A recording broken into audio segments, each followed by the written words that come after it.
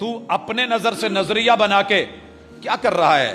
اگر ایک غلط نمبر کی اینک لگ جائے تو منظر دھندلا ہو جاتا ہے، صاف دکھتا نہیں ہے۔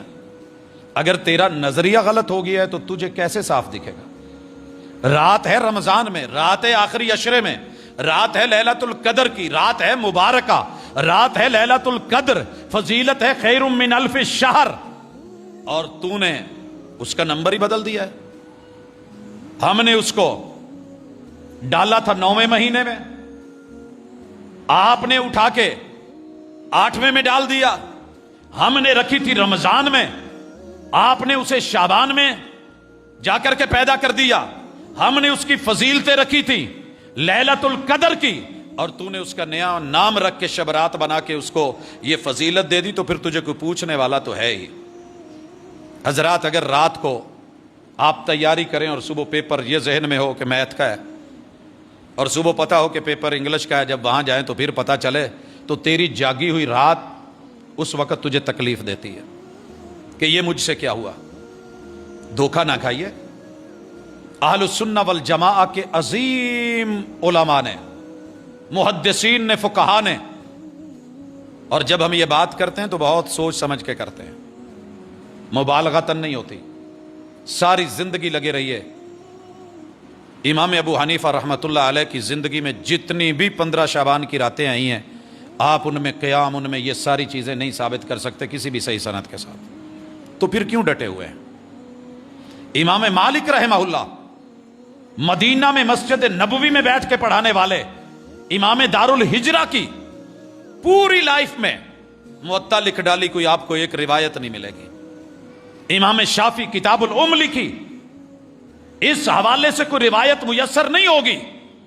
امام احمد ابن حنبل نے آپ کے اور میرے قد کے برابر جس کتاب کی شروحات، توضیحات آ چکی، مسند امام احمد ابن حنبل، سنت اور احادیث کا ذخیرہ دے دیا، مگر اس طرح کی چیزیں جو ہیں وہ کہیں صحیح سند کے ساتھ ہمیں میسر نہ آئیں، تو پھر آپ کیا کہیں گے؟ اللہ تعالیٰ کا ذرا میسج سنیے، فرتقب، ویٹ کرو۔ اگر تمہیں یہ دین کھیل تماشا لگا ہے نا، ہماری شریعت، ہمارا قرآن، تم اس کو مذاق سمجھ رہے ہو، انتظار کرو کہ جس دن آسمان بدخان مبین، واضح دھوئیں کے ساتھ آئے گا، یغش الناس، لوگوں کو گھیر لے گا، ھذا عذاب علیم، بڑا ہی دردناک عذاب ہوگا۔ حدیث میں اس کی وضاحت آئی ہے کہ انسان کی ناک ہی کور نہیں ہوگی۔ بڑا عظیم آلہ بنایا ہے اللہ نے۔ ڈاکٹر حضرات کہتے ہیں، مجھے نہیں علم تھا اتنا، میں اس بارے میں شاید نہیں جانتا تھا، بیٹے کو چوٹ لگی تو پتہ لگا کہ کتنا اللہ نے اس کے اندر کیسی کیسی ٹیکنالوجی رکھ دی ہے، کیا کیا حکمتیں ڈال دی ہیں۔ سردی گرمی کو بیلنس کرنا، ہوا کو جو ہے اس میں سے گزارنا، اور درجہ حرارت کو اعتدال پہ لانا، ہزاروں اس کے فنکشن رکھ کے تیرے مالک نے یہ ناک دی ہے۔